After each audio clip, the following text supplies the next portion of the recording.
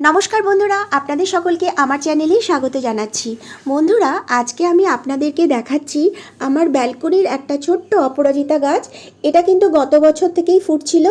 আজকে আমি আপনাদেরকে দেখাবো এই অপরাজিতা গাছটাকে কি করে ডাল কাটিং করে ছোট্ট গাছের ভেতরে অনেক ফুল একসাথে আমরা পেতে পারি, সেটাই আজকে আমি আপনাদেরকে করে দেখাবো। বন্ধুরা, এই যে গাছটা দেখতে পাচ্ছেন, এটা কিন্তু আমার গত বছরের অপরাজিতা গাছ। এটা আমি ডালটা কাটিং করে ফেলেছিলাম, কারণ ডাল কাটিংয়ের সময়ও পেরিয়ে যাচ্ছিল। আর এখন দেখুন ছোট ছোট অনেক ডালপাল্লা বেরিয়েছে, প্রচুর কচি কচি ডালপাল্লা ভর্তি হয়ে গেছে। আজকে আমি আপনাদেরকে দেখাবো কিছু ডালপালা এখানে কেটে দিলে কি হবে, ছোট্ট গাছের মধ্যে বনসাইয়ের মতন হয়ে ঝোপালো তৈরি হবে এবং প্রচুর আমরা অপরাজিতা ফুল এখান থেকে পেতে পারি। দেখুন, গাছের যে ডালগুলো আছে এগুলো একটু বেশ লম্বা লম্বা হয়ে গেছে, আর এই যে লম্বা যে ডালগুলো হয়ে গেছে না, সেগুলোকেই আমি ওপর থেকে একটু কাটিং করে দেবো, একটা সুন্দর একটা শেপে আমি নিয়ে আসব। দেখুন, গাছের ডালগুলো দেখেছেন কত বড় বড় হয়ে গেছে, আর পাতাগুলো দেখেছেন বন্ধুরা কত সুন্দর সবুজ এবং কত বড় বড় পাতাগুলো হয়েছে।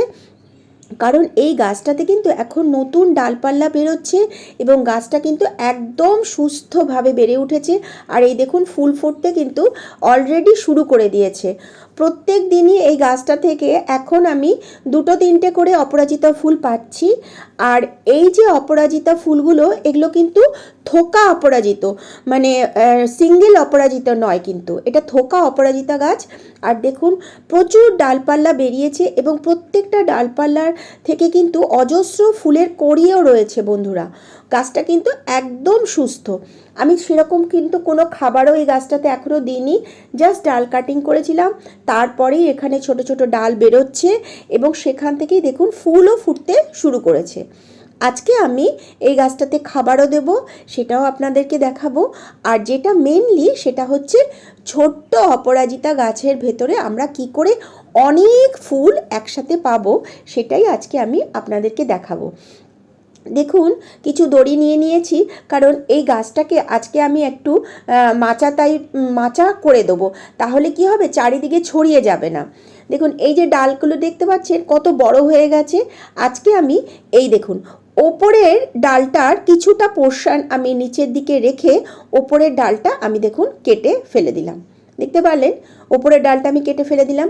আরেকটা ডালও আছে, সেই ডালটাও বেশ বড় হয়ে গেছে, সেই ডালটারও ওপরের দিকের ডগাটা বেশ আমি কিছুটা কেটে ফেলে দিলাম। দেখুন, 2টো ডগা আমি কেটে ফেলে দিলাম।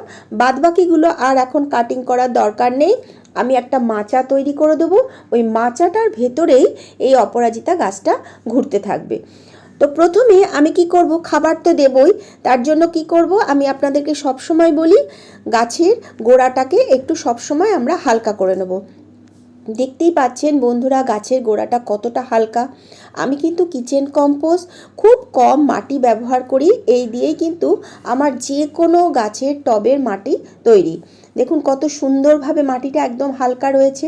আর যেহেতু আজকে আমি খাবার দেব, সেইটু কিন্তু কালকে আমি গাছে গোড়াতে একদম কোনো জল কিন্তু আমি দিইনি।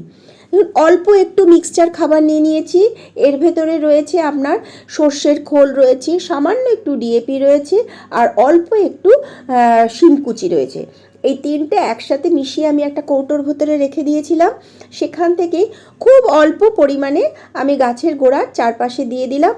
আর এই যে প্যাকেটটা রয়েছে, এই প্যাকেটের ভেতরে রয়েছে বন্ধুরা নিমখোল।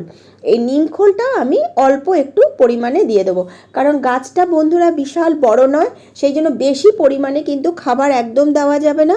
খুব অল্প পরিমাণে খাবার আমি চারপাশে দেখুন সুন্দরভাবে ছড়িয়ে দিলাম। দেখতে পাচ্ছেন বন্ধুরা গাছটা কতটা হেলদি। কোনো এখনও কিন্তু খাবার দিইনি, শুধু প্লেন টবের মাটির ওপরেই কিন্তু গাছটা তৈরি হয়ে রয়েছে, তাতেই কিন্তু গাছটা এত সুন্দরভাবে বেড়ে উঠেছে। এরপরে খাবারটা দেওয়ার পরে আমি আবার গাছের গোড়াটাকে একটু হালকা করে নিচ্ছি, কারণ বন্ধুরা জল যখনই দেব তখন খাবারটা ঠিকঠাক মতন গাছের শিকড়ে পৌঁছাবে, আর তখন গাছ সেই খাবারটা সুন্দরভাবে নিয়ে আরও বড় ঝোপালো তৈরি হবে এবং প্রচুর অপরাজিতা ফুল কিন্তু আসবে। এখনো পর্যন্ত কিন্তু বন্ধুরা এই গাছটাতে কোনো পোকা মাকড়, মাটিতে কোনো ইনফেকশন কিচ্ছু কিন্তু হয়নি। গাছটা কিন্তু একদম সুস্থভাবে দেখুন বেড়ে উঠেছে। এরপরে কি করব, আমি একটা মাচা তৈরি করব। তার জন্য আমি 3টে লাঠি নিয়ে নিয়েছি। এই যে সাদাগুলো দেখতে পাচ্ছেন, এইগুলো তো আমাদের বাড়িতে ওয়্যারিংয়ের কাজ লাগে, সেইগুলো 2টো রেখে দিয়েছি। আর একটা নিয়ে নিয়েছি বাঁশের কঞ্চি। এই 3টেকে আমি 3 কোণাতে ভালোভাবে বসিয়ে দিলাম, একদম নিচ অবধি ভালোভাবে গেঁথে দিলাম শক্ত করে। এরপরে দড়ি দিয়ে আমি 3টে এই কঞ্চিকে, লাঠিকে ভালোভাবে চারিদিকে ঘুরিয়ে বেঁধে দেবো। এই যে গাছটা বড় হবে, এবার আস্তে আস্তে যে লতগুলো বেরোবে, যে ডগাগুলো বাড়তে শুরু করবে, এটাকে কি করব, আমি এই কঞ্চিগুলোর মধ্যে ঘোরাতে শুরু করব। তাহলে কি হবে বলুন তো বন্ধুরা, একটা সুন্দর শেপে গাছটা তৈরি হবে। আর গাছের মধ্যে এখন তাহলে পর্যাপ্ত পরিমাণে কিন্তু আমরা অপরাজিতা ফুল পাবো। আর অপরাজিতা ফুল বন্ধুরা গরমের ফুল, আর এই সময় থেকে যদি আমরা কাটিং এবং খাবারটা ঠিকঠাক মতন দিতে পারি, তাহলে পুরো গরমটা কিন্তু আমরা অপরাজিতা ফুল নিশ্চিন্তে আমাদের ব্যালকনি বাগান কি ছাদ বাগান থেকে পেয়ে যাব। দেখুন কি সুন্দরভাবে গাছটা বেড়ে উঠেছে। বন্ধুরা আমি কিন্তু আমার বাগানের যত গাছ ব্যালকনির, আমি কিন্তু খুব সহজ এবং সাধারণভাবে কিন্তু পরিচর্যা করে থাকি।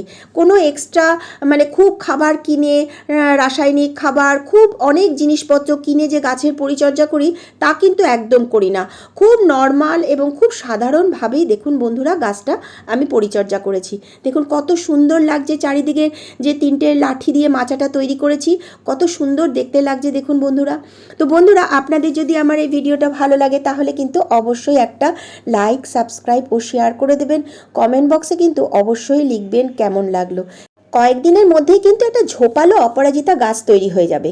বন্ধুরা আজকের ভিডিওটা এখানেই শেষ করছি, আগামী ভিডিওতে আবার দেখা হবে।